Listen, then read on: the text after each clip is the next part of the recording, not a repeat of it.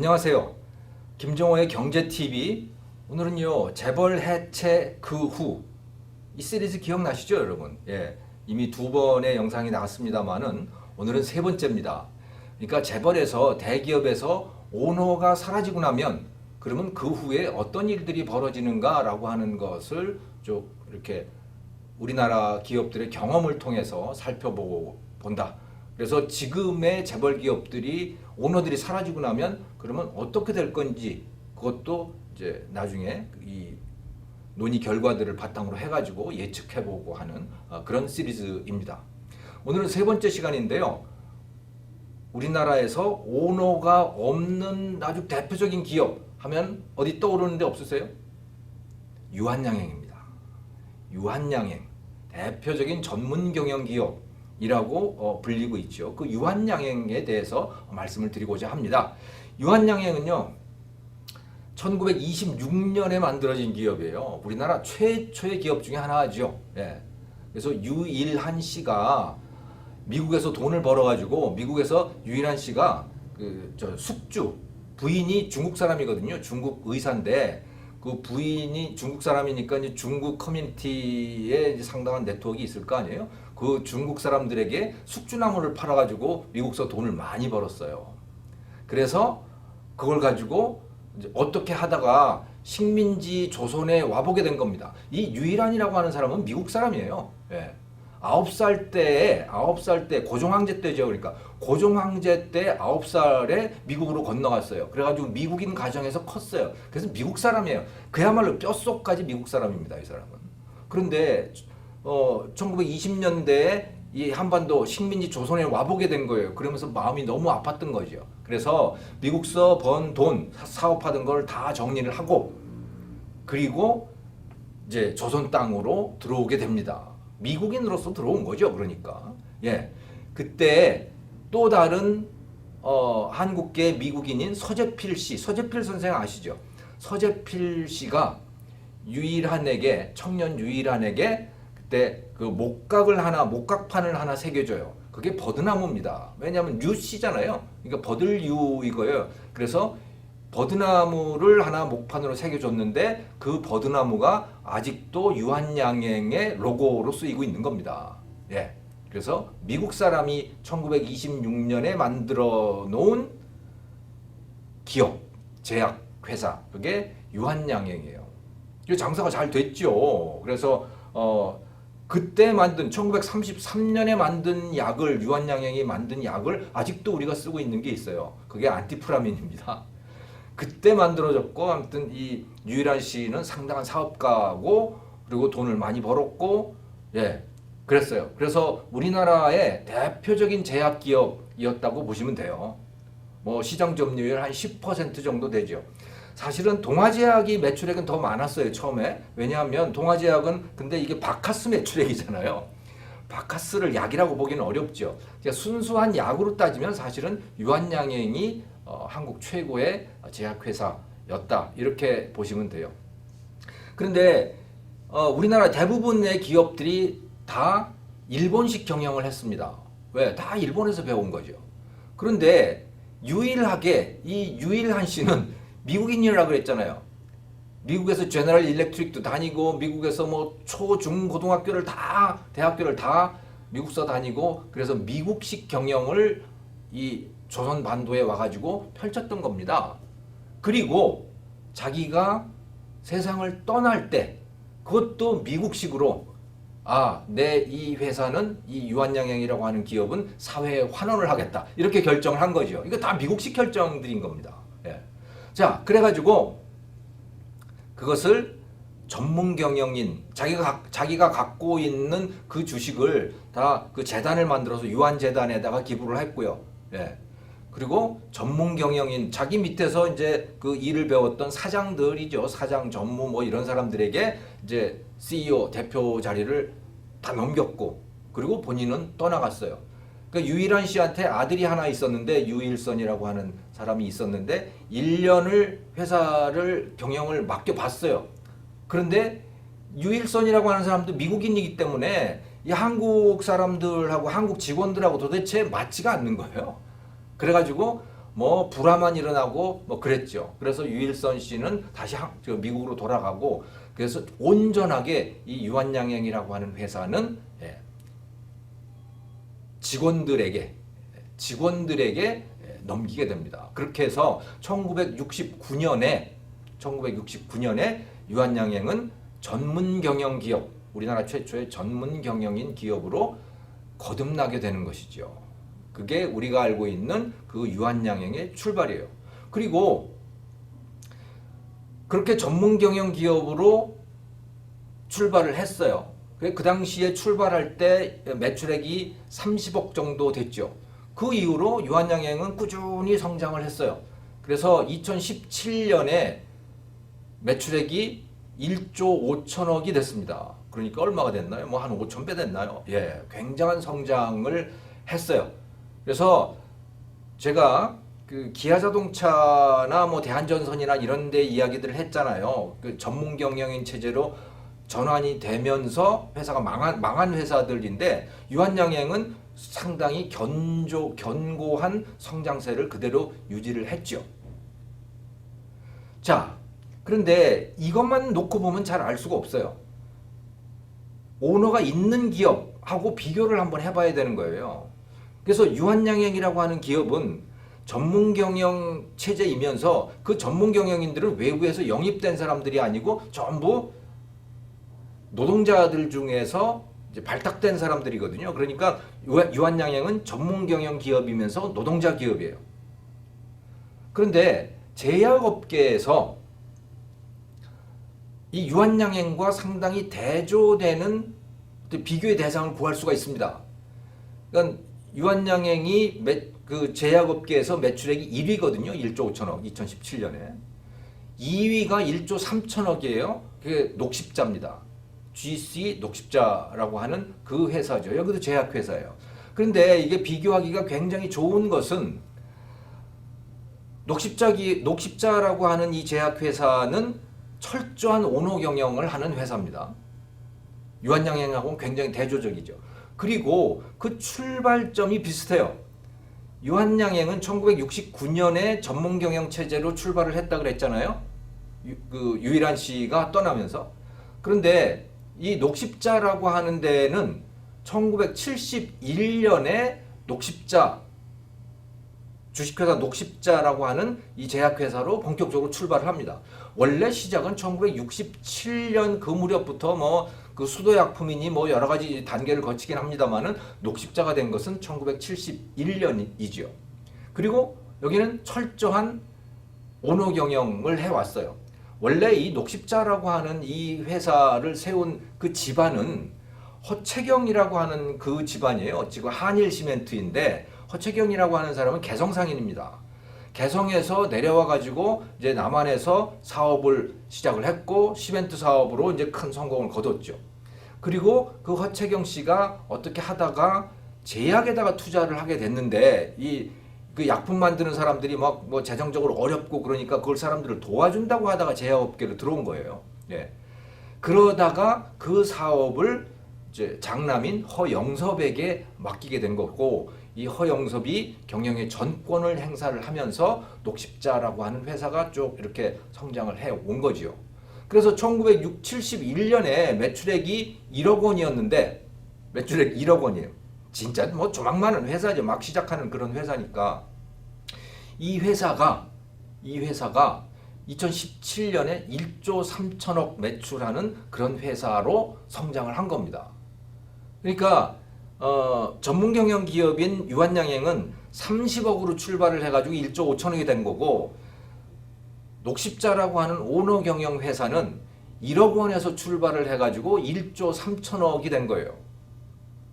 이 두 회사를 한번 비교를 해보려고 하는 겁니다. 자, 비교의 포인트 첫 번째, 성장성입니다.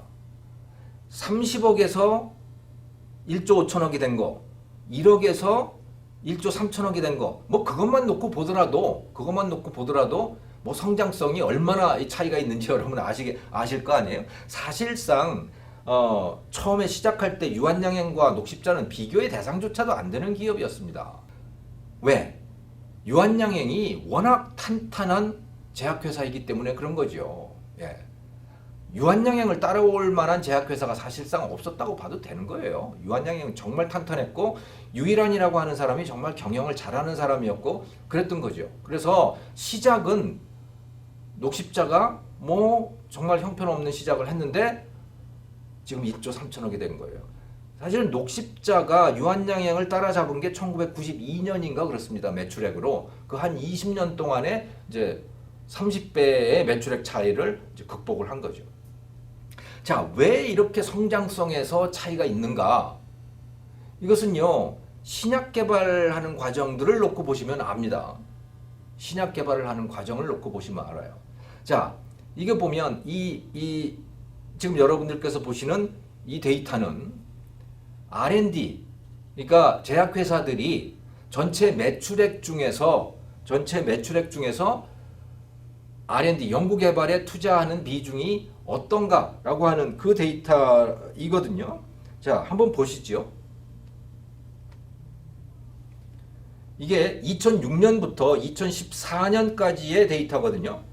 유한양행 보시면 2006년에 5.6, 그 다음에 5.8, 6.6, 6.1, 5.8 이렇게 돼 있잖아요. 매출액의 그 정도의 퍼센트라는 얘기입니다.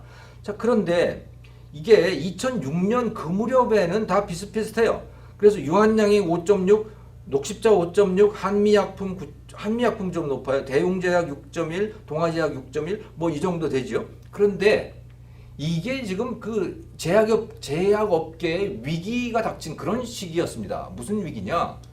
이제 복제약을 팔기가 매우 어려워진 거예요. 선진국들이 지적재산권 보호하는 그런 요구들이 많아가지고 스스로 신약 개발을 해야 되는 상황에 처했던 겁니다. 한국의 제약기업들이.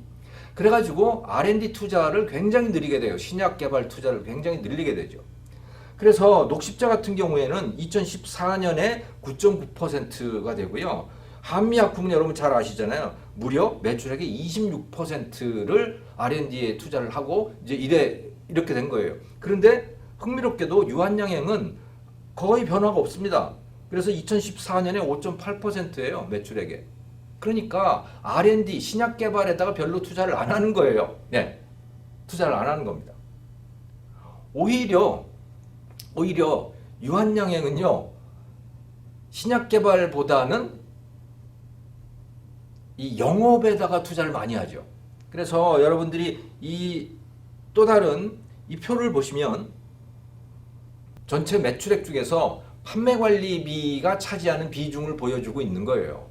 근데 여기 보시면 뭐 다른 데하고 비슷하거나 조금 높거나 뭐 하는 이런 것들을 보여주고 있는 겁니다. 자, 그러니까 무슨 말이냐?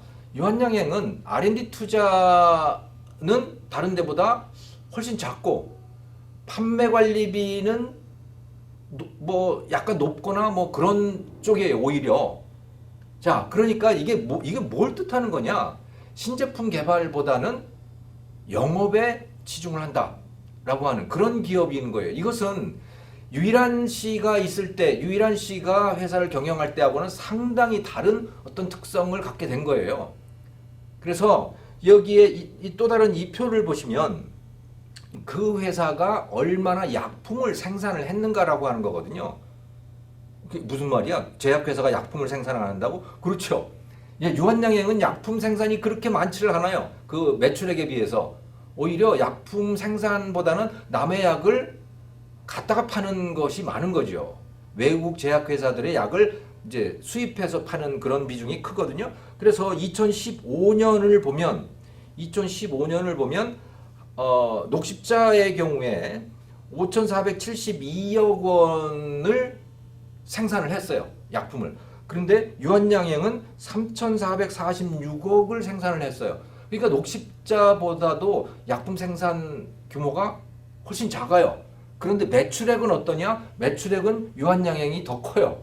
그렇다는 얘기는 남의 약을 갖다가 수입해서 파는 비중이 크다라고 하는 것인데 1995년을 놓고 보시면 1995년에는 그다지 차이가 있지 않았어요.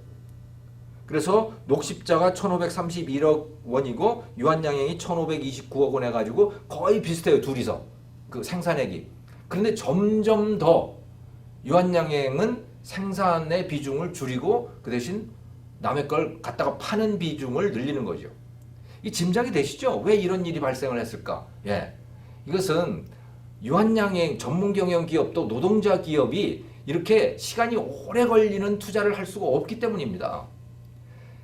신약을 하나 개발하려면 최소 10년은 걸리거든요. 10년이 더 걸릴 수도 있는 거고. 그리고 그렇게 하더라도 그게 성공할지 실패할지 실패 확률도 매우 높은 거죠. 그런데 유한양행이라고 하는 회사의 CEO는 임기가 3년입니다. 그리고 중임할 수 있어요. 2번 할 수 있어요. 그러니까 아무리 길어도 6년까지만 CEO를 할 수가 있는 거죠. 자, 그런데 자기 재임 기간을 넘어가는 투자를 얼마나 하려고 하겠어요? 예.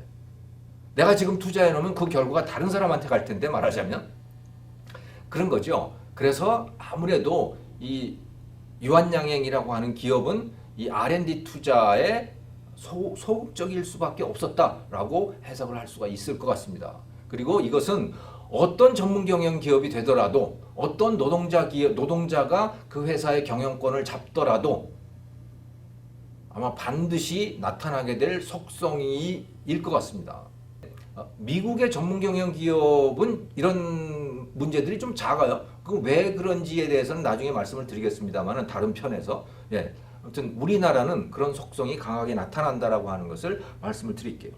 두 번째 우리가 비교를 해봐야 될 것은 부패입니다. 투명성, 부패 이런 것들인데요. 왜냐하면 지난번에 그 기아자동차의 사태, 기아자동차 편에서 여러분 이 문제에 대해서 한번 잘 보셨을 거예요.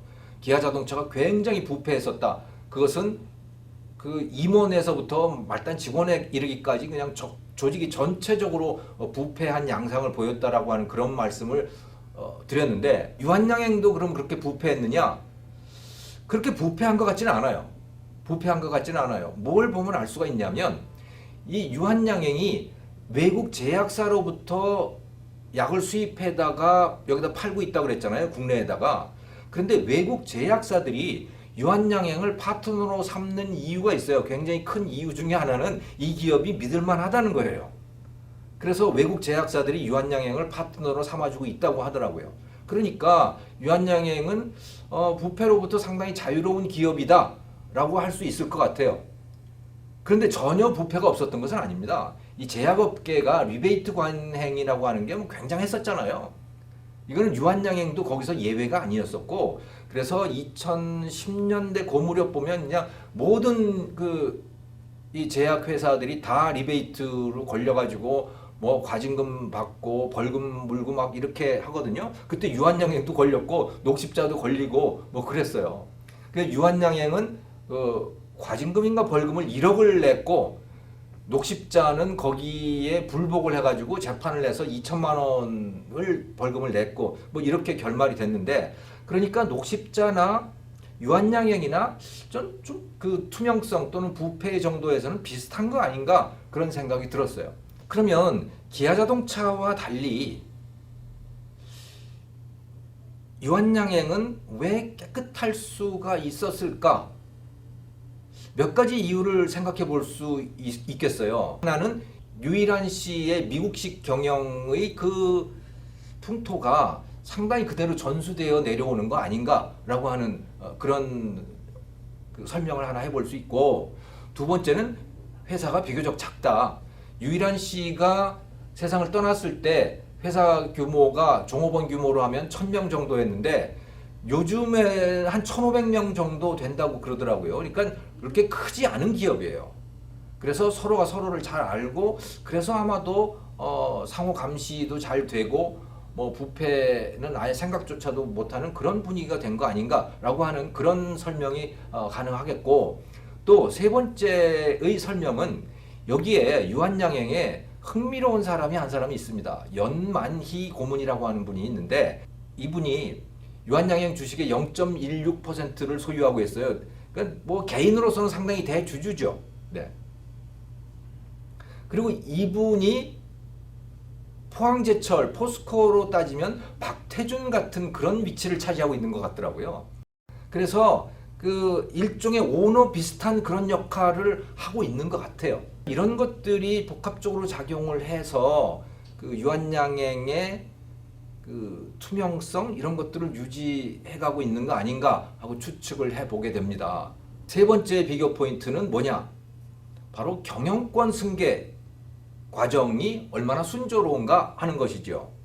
네, 유한양행의 경우에는 유일한 씨 이후에 14번의 CEO 선임 과정을 거칩니다. 예, 주주총회에서 선임을 하는 거죠. 근데 그 과정에서 뭐 특별히 분쟁이 있었다든가 그것 때문에 회사가 흔들렸다든가 뭐 이런 경우는 없었어요. 그러니까 경영권 승계가 순조로웠던 거죠. 전문 경영 체제가 뭐 그런 거는 좋은 거라고 생각이 됩니다. 녹십자는 어떠냐?